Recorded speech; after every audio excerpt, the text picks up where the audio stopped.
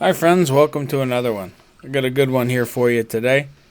How to be the guy that catches the most fish in a Pogie schools or bunker schools or Menhaden schools, whatever you want to call them. This was one heck of a morning for me. Unfortunately, I had a lot of camera issues, so I was only able to capture not even half the fish that I caught this morning on video. I had about a 13 fish a day. Only two of which were bluefish, which you're going to see here in a second was one of them. I had two fish on. It was an epic morning, big fish. And when I went around all the boats asking people how they did, most people only had a couple bluefish, a few small stripers. Not too many people were having a day like I was having. I even had, I don't know, maybe a half a dozen people come up to me and want to look at my rig. So that's what we're going to talk about today. We're going to go ahead and I'm going to break down all that I do to have that kind of day. Here's the first fish. I learned a lot on this first fish.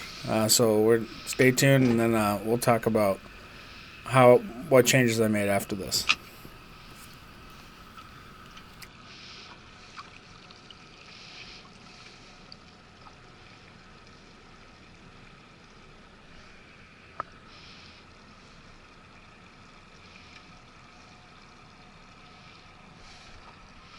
There we go. That's what I was looking for. Yeah, he's on. Oh, wait, did it come off? Nope, he's there. Not sure if that was the pogie on the line or what. This is a small fish. Oh, it's a little blue.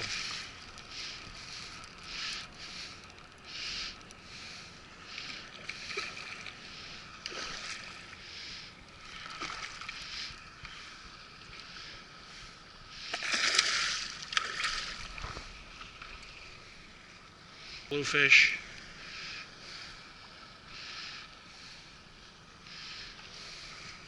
It's a $5 hook.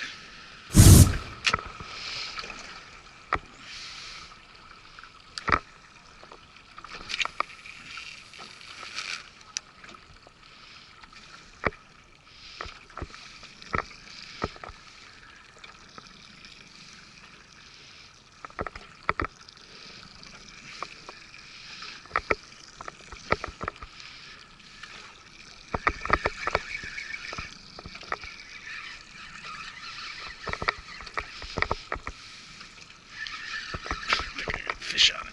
Yeah, I do, don't I?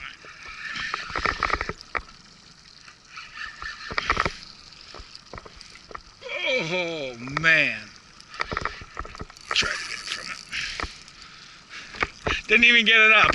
Guess I'm not keeping this one.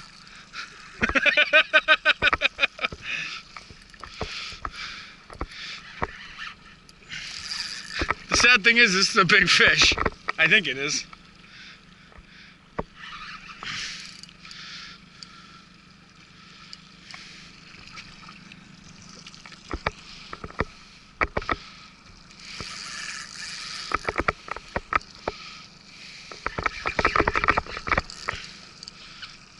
Oh, it's not that big. Okay.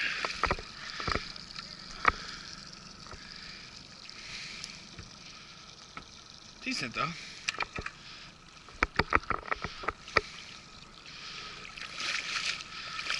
So the regulations are, if you are keeping pogies, or rather keeping strippers, like I gotta let this guy go, I can't keep him.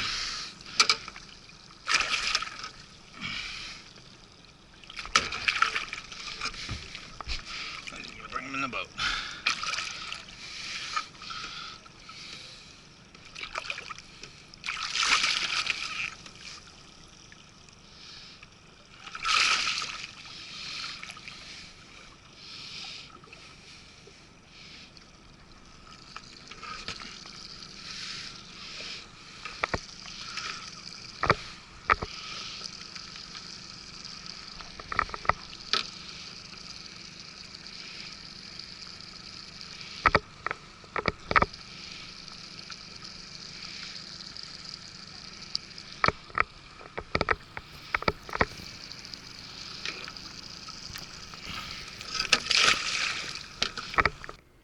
So clearly this fish doesn't have a whole lot to do with my strategy of using a fish finder rig around bunker schools and Menhaden schools. That was caught on the snag hook.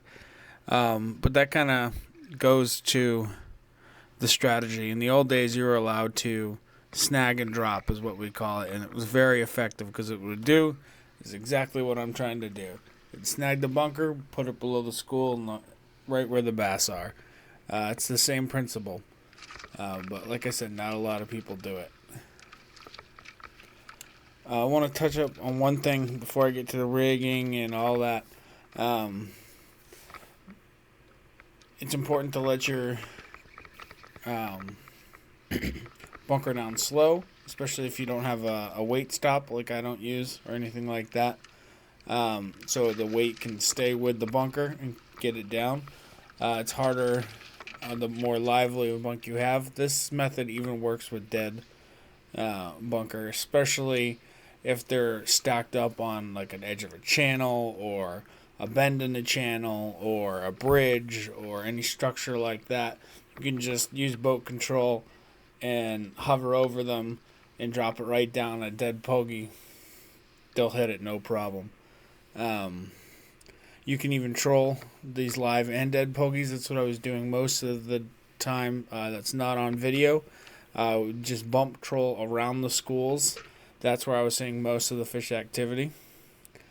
And it is deadly. It works absolutely incredible. Alright, I'm going to be quiet for the next little bit here. And next time you hear my voice, I will be showing you the rig.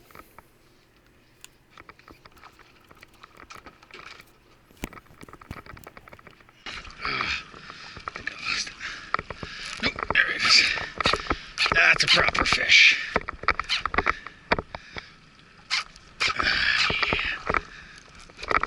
Well, maybe not. Felt like it though. Boat's not here, is it?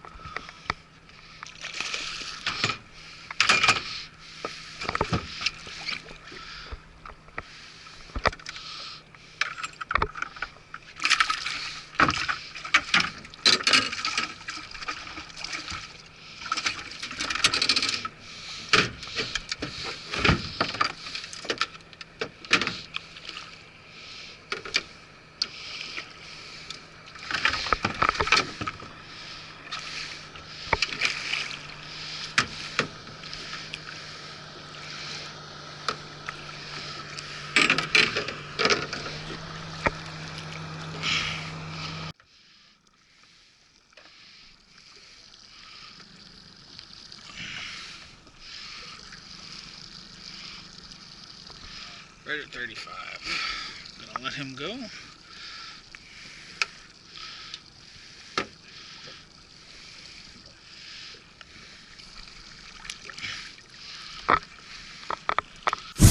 Alright. Didn't have the camera on. Look at this other guy. Looks to be about, I think he's just over slot.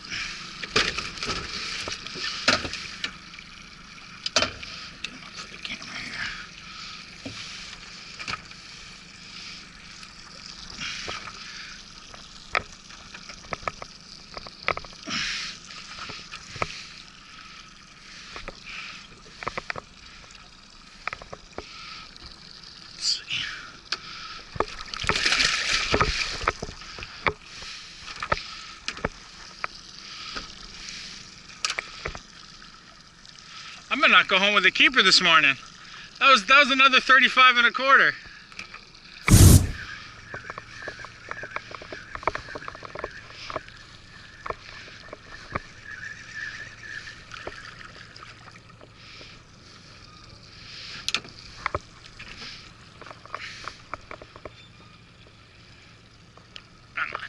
Come on. All right.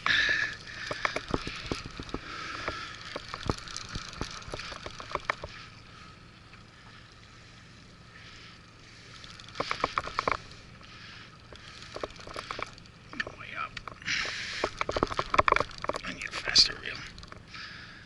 Lighter rod.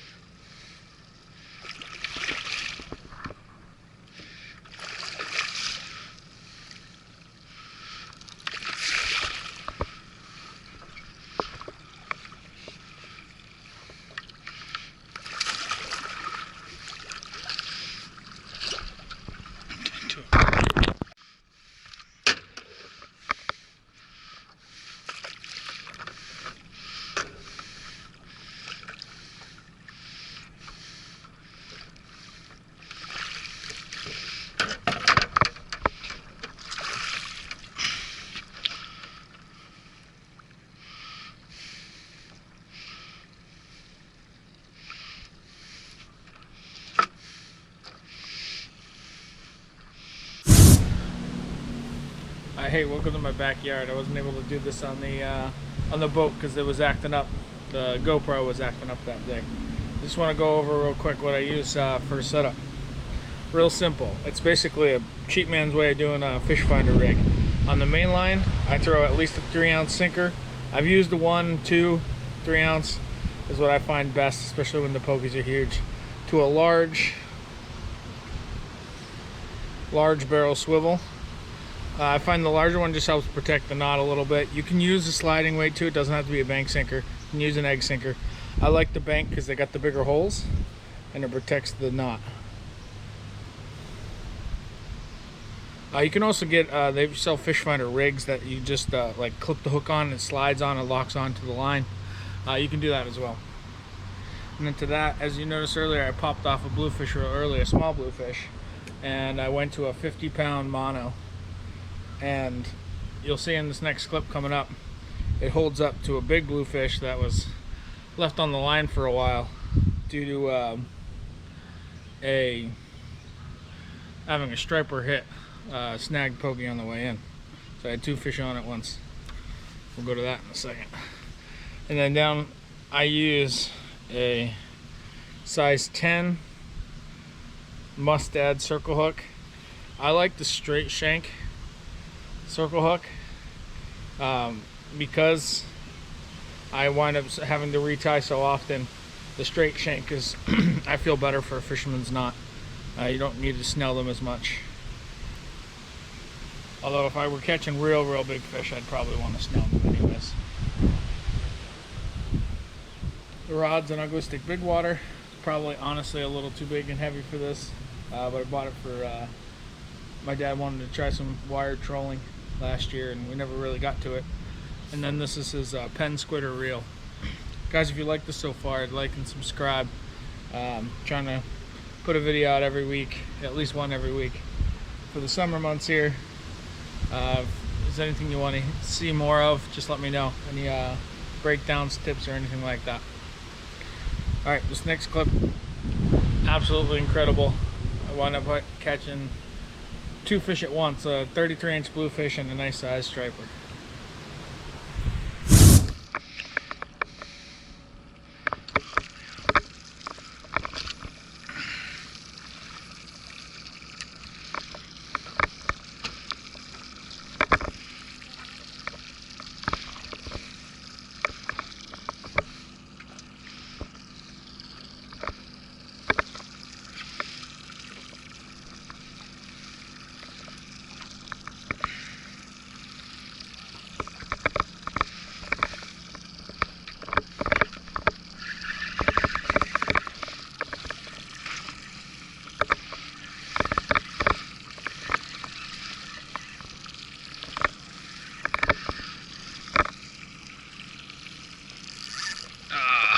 No.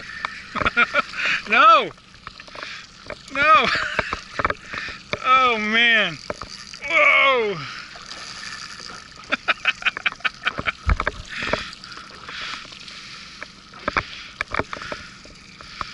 That's not what I wanted to do.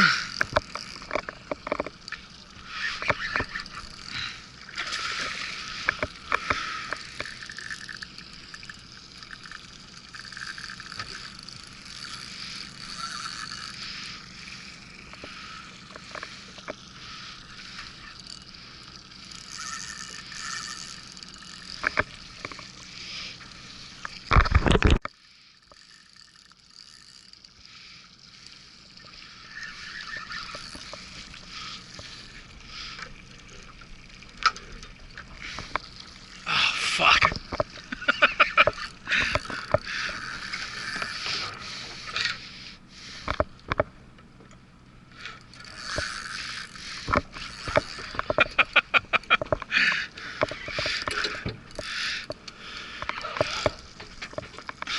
You don't want to jump on, do you? I said you don't want to jump on, do you? What was that? This one hit the snag hook, so I'm not even like...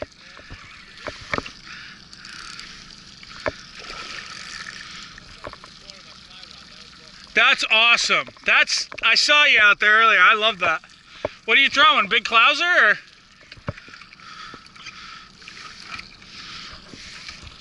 What were you throwing? A big clouser?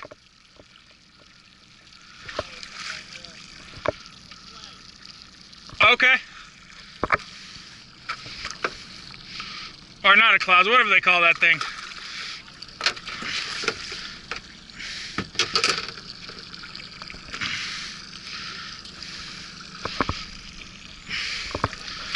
I don't know what to do here. Dad, I miss you. I miss you, Dad. This is nuts.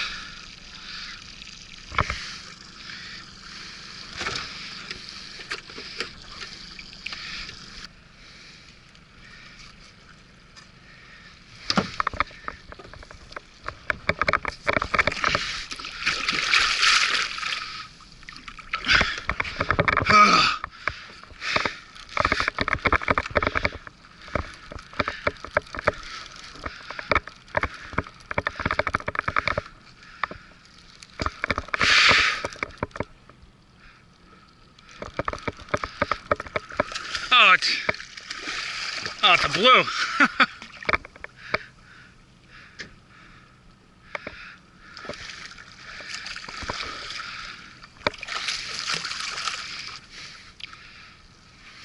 Don't take my $5 hook.